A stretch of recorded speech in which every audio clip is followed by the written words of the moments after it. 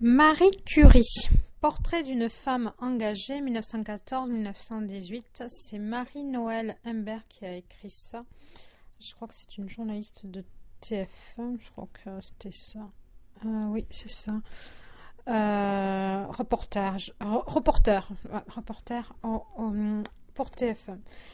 Donc là, c'est les récits de 4 années oubliées d'une vie emblématique. Donc c'est la vie de Marie Curie pendant la guerre, son engagement. Et alors, ce qui est assez particulier dans ça, c'est donc je vais vous lire un extrait. Alors c'est un livre que j'ai récupéré, qui la date, je sais pas.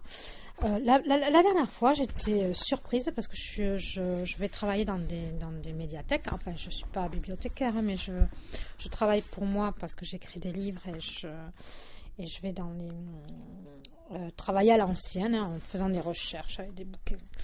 Je fais un cycle de ma vie, quoi. Voilà. Je sortais beaucoup, etc. Et maintenant, je retrouve le silence, le plaisir des silences des médiathèques. Alors là, c'est Actes Sud de 2014. Oui, donc c'est assez. Il est assez récent. Enfin, tout est relatif.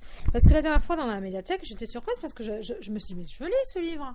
Attends, mais j'en ai même pas parlé dans quel livre lire. Je l'ai chez moi. Et alors, ce que j'adore, c'est qu'il est. Alors, comment on appelle ces livres déjà? C'est des. Vous savez, c'est écrit très gros. Donc, si vous voulez l'offrir à mamie, à mamie ou à maman qui est un peu âgée, qui fatigue au niveau des yeux, ça peut être agréable. Et quand je l'ai vu à la médiathèque, voilà, c'est l'édition, c'est La Loupe. Ça s'appelle La Loupe.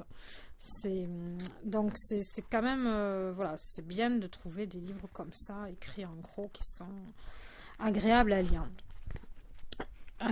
Parce que des fois j'en récupère des bouquins et je me dis mon Dieu, mais qui c'est qui pouvait lire ça, quoi. Comme les éditions La Pléiade, ah oui, là ça c'est vrai, on est vraiment dans les vrais textes, pas changé du tout. Bon, allez, je reviens à Marie Curie.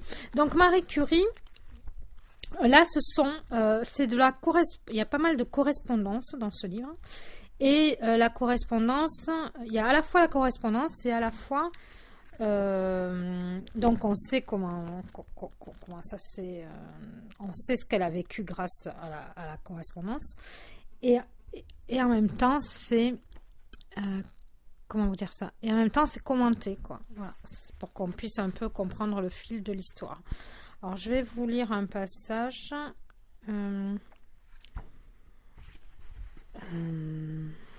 Je sais pas lequel. Allez, je suis là. La période héroïque. Pour les services rendus dans cette guerre, Irène reçut une médaille, mais pas Marie. Le parfum de cette dame en noir était-il, après 4 ans de guerre, encore trop sulfureux, ou ses activités encore trop secrètes? Pourtant, elle s'est battue, pas comme les poilus, dans la boue et la peur dont on vend les croix de guerre chez les antiquaires, mais sans jamais lâcher pas un pouce de terrain, repartant à l'assaut pour tenter de percer les lignes de l'ennemi, un ennemi intérieur. Paris, le 14 février 1915, Monsieur Lavis, président du patronage des blessés. Monsieur, je me vois obligé de vous prier de faire une démarche auprès de Monsieur le ministre de la Guerre, dans l'intérêt de notre service radiologique. Le service radiologique ayant été demandé d'urgence pour un hôpital de province, j'ai demandé un permis pour m'y rendre avec la voiture radiologique du patronage qui a été mise à votre disposition par le gouvernement militaire de Paris et équipée par mes soins. J'ai appris que je ne pouvais obtenir ce permis, et cela en vertu des nouvelles dispositions relatives aux femmes et défendant à celles-ci d'utiliser à celle-ci d'utiliser les voitures militaires. Le fait que depuis le commencement de la guerre, je suis de fait utilisé pour le service de santé militaire, ainsi qu'en font preuve de nombreux documents, ne constitue pas, paraît-il, une raison suffisante pour justifier une exception en ma faveur. Et il faut absolument qu'une demande soit faite par vous-même, demandant pour moi l'autorisation d'utiliser la voiture militaire pour le service du patronage. Cette demande doit être adressée à...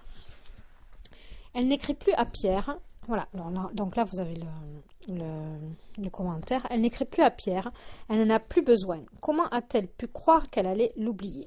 Depuis le premier jour où elle l'a regardé, il ne l'a pas quitté. En entrant dans la pièce, je découvris, encadré par la porte-fenêtre donnant sur le balcon devant laquelle il se tenait debout, un grand jeune homme aux cheveux châtains et aux grands yeux clairs limpides. Je remarquai l'expression grave et douce de son visage, ainsi que ce léger abandon dans la posture qui lui laisse transparaître le rêveur absorbé dans ses pensées. Il venait la rejoindre dans sa chambre d'étudiante, cette soupente glacée où il la réchauffait. C'était la période héroïque de Marie Curie, celle qu'on raconte dans les livres d'enfants. Une vie sans argent, sans charbon, passée à travailler du matin où elle cassait la glace formée dans son pot d'eau, au soir où elle dormait couverte de tous ses vêtements pour se mettre au niveau des cours de la grande Sorbonne. Bronia l'avait appelée. Elle était médecin maintenant et mariée à un spirituel et brillant immigré polonais, Casimir Gluski. Un rebelle lui aussi, interdit de séjour dans son propre pays. À eux deux, ils essayaient en vain de la sortir de ses livres et de la faire manger. « Cher et honoré monsieur », écrivait Casimir à son beau-père resté en Pologne, « mademoiselle Marie est une jeune personne très indépendante et malgré la délégation de pouvoir formel par laquelle vous l'avez mise sous ma protection, non seulement elle ne me témoigne aucun respect et obéissance, mais elle se moque de mon autorité et de mon sérieux comme d'un soulier percé.